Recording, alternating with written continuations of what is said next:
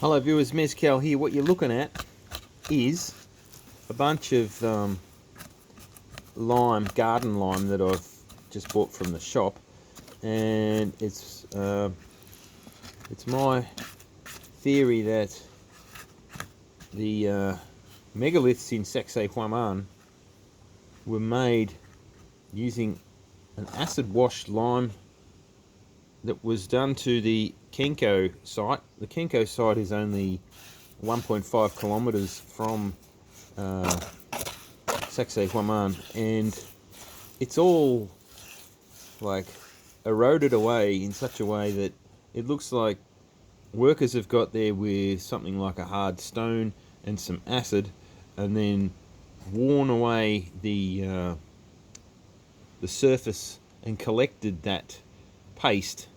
And there's basins all around the Sacsayhuaman, the Qenqo site, that look like you could slot a wooden board in there to create, a holding place to let your paste, what would you say, age overnight and lose the bulk of its water until it became something like this. Now what I'm going to do next is add ash to this. And this is in an acidic state, and once the ash hits it, it'll change the pH, and it should force this to turn from this mud goop into what looks like a stone. It isn't technically a geopolymer. By the chemistry, we're looking at the calcium reactions. So those that want to say that Sacsayhuaman was a geopolymer don't really know much about the chemistry of how these things happen to be making that statement. So so I'm going to go and grab the ash now and pop that in there and mix it up, and we'll go from there. So here's my ash portion. I've been measuring everything out and taking note of what I've put into these brews. I've also got another one here going that I'm going to add the lime to this one after. So this one's got the lime in the acid first, this one's got sand and clay in the acid first. They'll both end up with the same volume of inputs, so essentially it's the same thing, but one's being done dissolving the lime first, whereas this one will be adding the lime and the ash to create the setting. So proportionally they'll be containing the same amount of stuff, it's just coming at it from two different ends of the reaction. Alright, so this ash is dry and it's going to take up quite a bit of moisture, but there are hidden waters inside the ashes and carbonates and stuff, so they'll probably release once things start mixing properly. So I've got a nice little mixer head here that I made up the other day, a shear mixer, and that'll help a lot, but initially it really helps to have a big wooden spoon or something to mix everything together. So I'll just smush that around for a bit, and then I'll get in there with the paddle. Okay, so that's looking really crummy right now, and that's a good sort of consistency, especially when it comes to using it, because you don't want any excess water. So I'm going to get in there with the mixer now and give it a real good thrashing, and obviously save you the headache of having to listen to it and see it all. So headphone user warning. I'll just pause and come back later.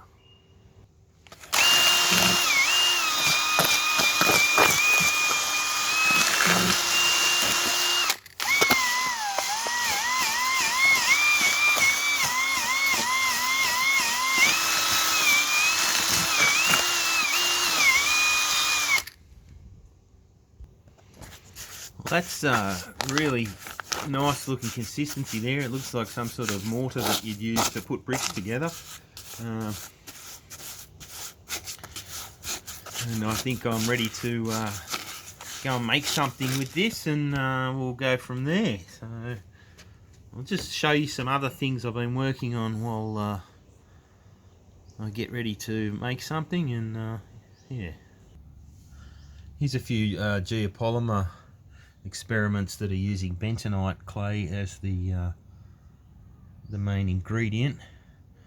They're really slow to set up, and I think I need to pre-treat the bentonite in some way. Here's my portions that will go into that other sandy brew that I was showing you earlier, that was next to this. If we come over here, you'll see that there's one of my little mini Inca walls that sadly these things are breaking the moment I try to do anything with them. Here's more failed mini Inca wall. The fatal flaw that I'm making here is not maintaining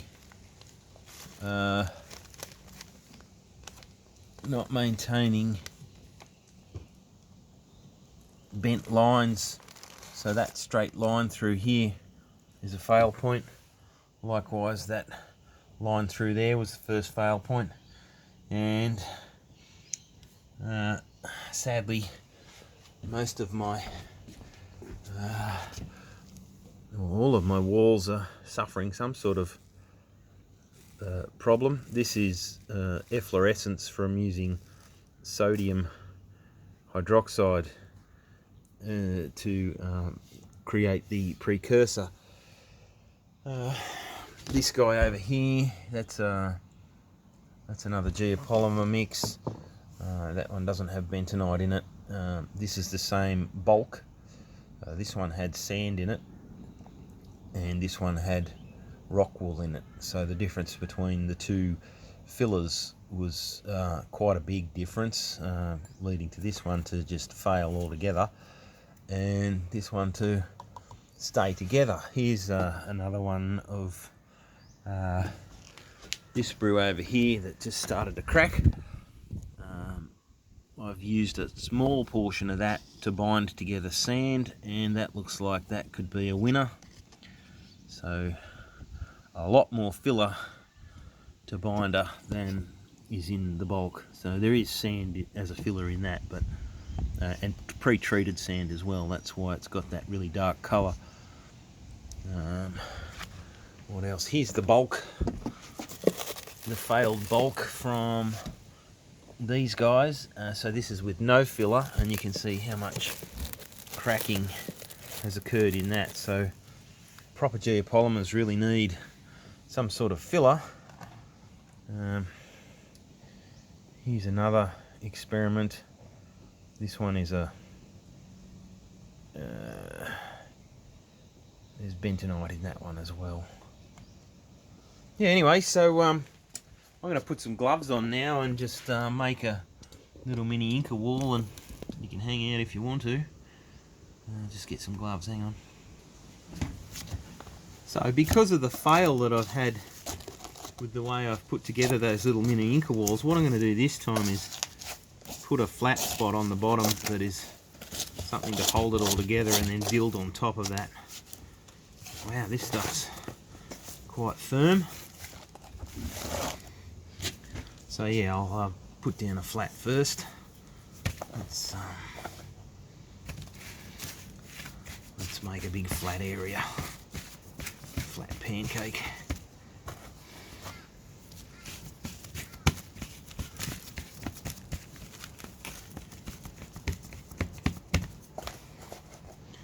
I'm quite into art, and I really think it's fun to, you know, make things that look cool out of this stuff, because if it's going to last like thousands of years, like the stuff that we see,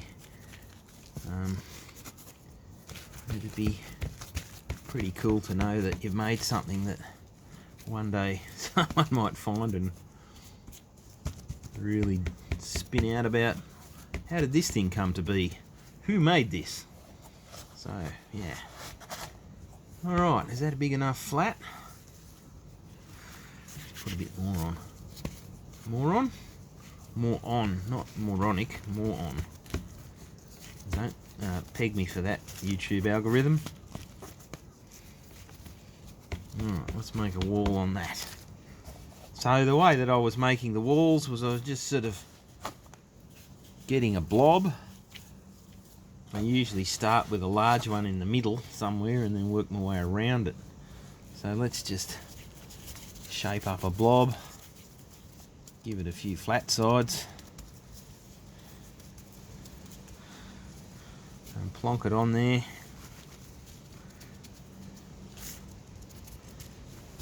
Paddle pop sticks are my friends in this game, and yeah, we'll just shape that up. Now there's another thing, and very curious thing, that I believe is part of the brew, and I do have some in this mix, is a boil of a fig plant. And the reason I say that is we know the Incas had rubber, and ficus is a source of latex. So to get the latex, you need to process rubber plant. And when you're making rubber by itself, you also need to have a flat surface to lay out the material and let it dry before you stretch it and wash it and stuff. So there's a lot of process that happens, and there's a lot of wastewater that's full of latexy looking stuff. And I believe that those latex things, what's the word? They're polymers, right? So we want a polymer structure to create some sort of framework for the ions to travel on in the mud. So I wholeheartedly think that they added rubber or the waste water from the rubber wash to this brew. So I've used fig fruit, and I've boiled the fig fruit to create a liquid that I've been using in these brews, and I've found that it was really good for helping set the ash and water glass brews. Now I've tested it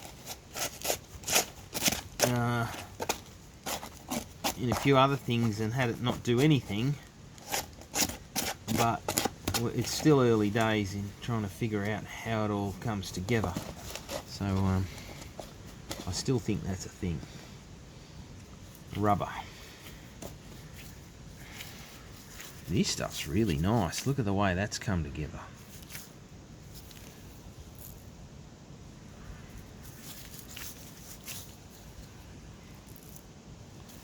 I like it. It's got a good feel.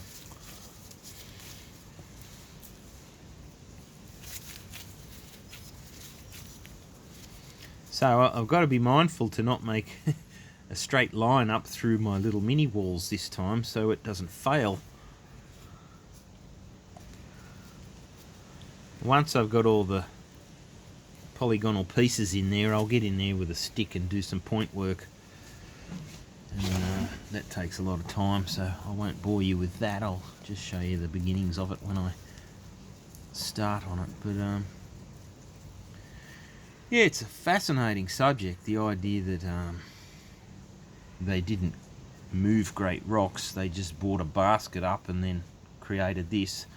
And a lot of people seem to take photos, you know, of the front of these things, and they never start looking around the back to see what's going on. And I really think that people that go to Peru should start having a better look at the back side of these things to see if that sort of thing is shown, because there's the front. If it looks like that on the back, then they definitely cast it onto the wall and didn't bring stones and then place them. Now, having said that, I also believe that the Incas were definitely good at cutting stone, and they also used They also used proper natural stone in their construction, so you'll find places where there's clearly cut stone surrounded by stuff that looks like render. And there's a picture I cannot find anymore where it looked like render had been dropped onto bedrock. So unfortunately the internet's quite tricky to search these days. It's like anything good's been hidden. There was also another document I can't find where the Peruvian government had given approval for some team to take samples and try to figure out what it was made of, and they concluded it was some sort of geopolymer. But yeah, I can't find that document anymore either.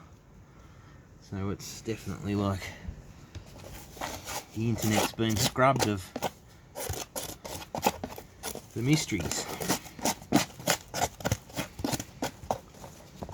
And what do we want to gain from telling people it was, you know, it was that 6-ton rock was lifted up, and then they sanded under it and tried to put it back down. Oh no, it's not quite fit, and they kept doing that until it fit. That just doesn't make sense. The whole idea that they were able to lift such massive stones to do the fitment, and the fitment's so tight that it doesn't look like there's any room for anything between, well, there's no room between that, is there? And if an earthquake comes along, then it snaps very easily, and then they'll settle back down and look like something that's, you know, oh, that was a stone, they carved that. No, I didn't carve that.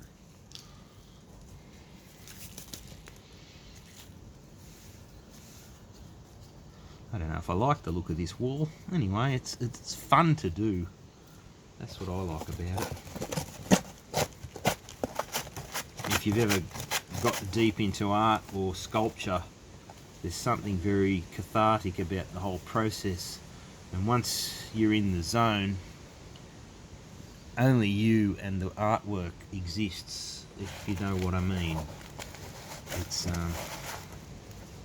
something I've experienced numerous times when carving, especially carving stone or wood. Stone more so, because one mistake and it's all over, whereas carving wood, it's a little bit more forgiving. What am I going to do here? Maybe I'll make a couple of angled stones up along that face. I haven't got any straight lines up through it, so and the backing should help hold it together. But yeah, let's make a couple of little ones.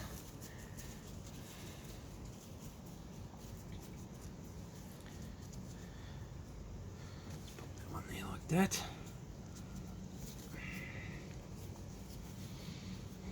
Pop that one there like that. The reason I'm exploring this method is about 20 years ago I was playing with dam mud, and I acidified the dam mud with a brew very similar to the acids I've used here. I won't mention those because that's my personal research, and I'd like to keep that under wraps. And I basically acidified mud that I got out of a dam and put some lime in it, and 4 hours later I had a rock. And it was very tough, like I could hit it with a hammer and it wouldn't break. So I haven't had any other successes like that. Like, that was the one and only best success ever. So yeah, that's why I'm going backwards to try to go forwards. I've done that thing where I've made a straight line. I suppose I can call that the edge of the thing, can't I? Maybe I can put an L-shaped one in there and clean up the crap around the edges and make a few little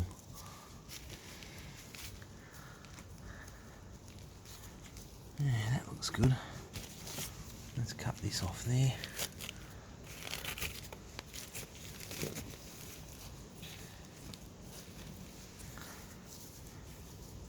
Make a little block there.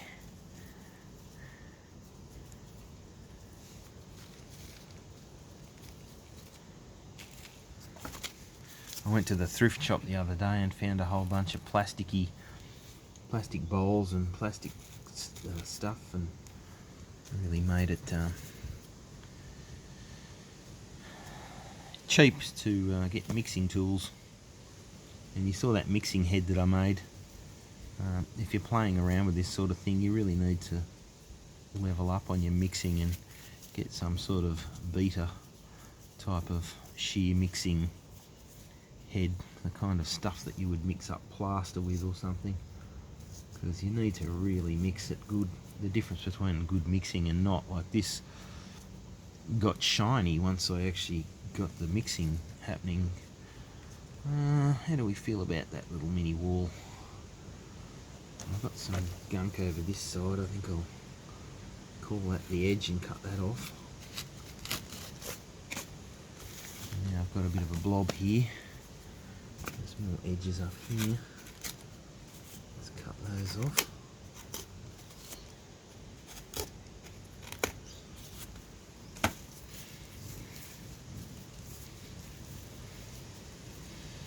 And I reckon if I put another one in there, it might make it look like a finished wall. This one won't have a backing, but maybe we can help it bond to that surface by sort of smushing this edges up like that. And I'll go down there with that first and really bring those together, and then smush that in there like that. Alright, now I've got that done. Now the point work begins, and that's basically just, the point work means you're going through the cracks and making them look more pretty. So I'm going to go around the outside and push those up, and I'll come in here with a solid floor when I'm finished to give it something square and level to stand it up when it's done. And yeah, this is the process of making my mini Qenqo wall.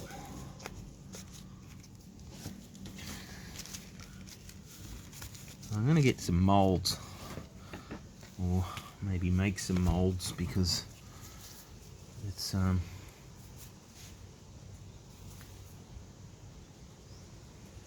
there's some cool moulds I've seen around. Some people have got some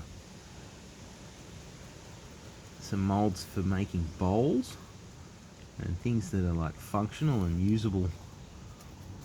It'd be great fun to make a bowl that I can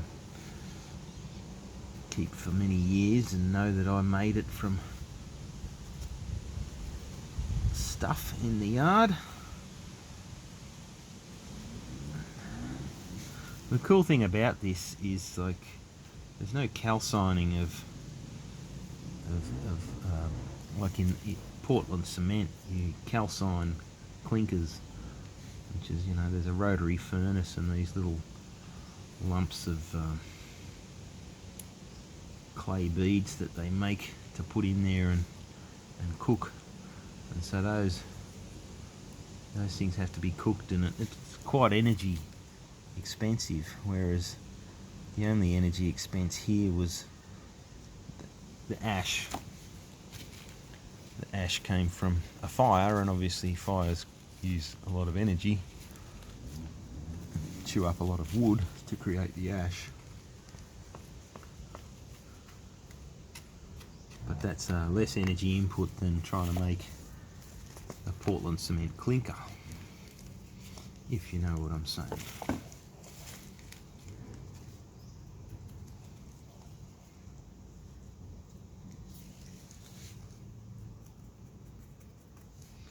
You could certainly build a house out of this sort of stuff.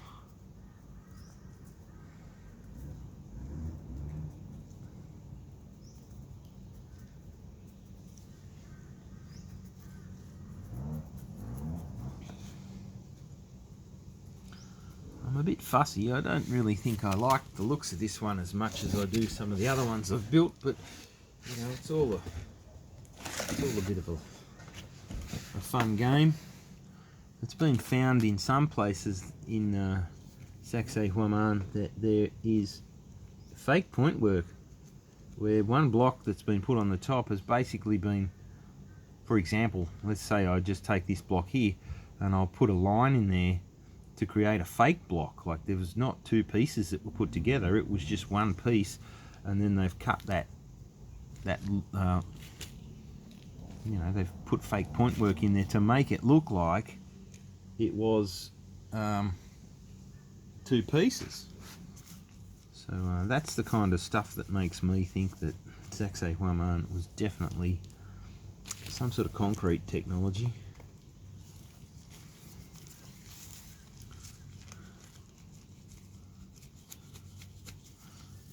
It's got a nice feel, and it's very firm in the way that it's holding itself together. It's got that pillowy look about it that we see as well. Alright, I've got to go and get a less sticky tool, but I think I'll stop the video here and just I'll go and do the point work at my leisure, because I can spend a lot of time fiddling around with these trying to make them look artistic. Anyway, thanks for watching, and don't forget to do the likes and shares and comment, because engaging with the algorithm helps the system push my videos up, and I guess that's what it's all about, isn't it? Keeping you entertained, and also encouraging the rediscovery of mysteries.